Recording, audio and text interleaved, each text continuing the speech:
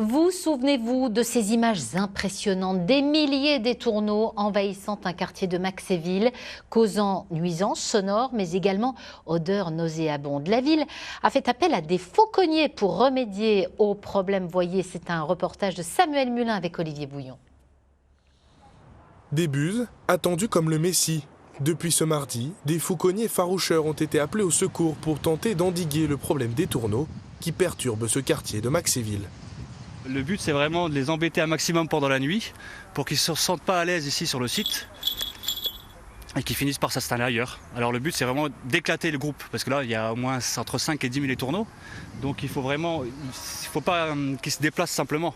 Il faut éclater le groupe, les séparer un maximum pour qu'il n'y ait plus de nuisance par la suite. Sanka et Ford sont deux buses américaines dites de Harris. Chaque soir, ces rapaces sont utilisés pour faire fuir les étourneaux pour le plus grand bonheur des habitants. Tous les 2 jours au moins, on devait laver la voiture, quoi. J'étais même obligée de la garer à la pharmacie pour éviter qu'il y ait plein de crottes sur la voiture. Après une soirée seulement, le travail de ces buses fait déjà effet. La veille, leur présence a fait fuir les étourneaux qui ont pris l'habitude de se poser dans ce quartier le temps de la nuit. On l'a vu hier, leur simple présence.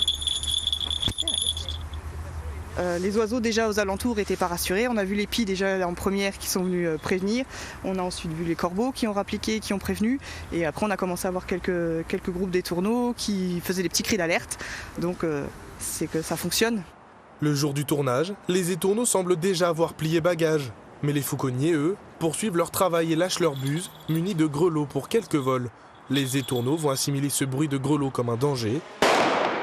Les deux professionnels utilisent aussi des fusées d'effarouchement au cours de cette soirée, ainsi que des lasers pour perturber les oiseaux.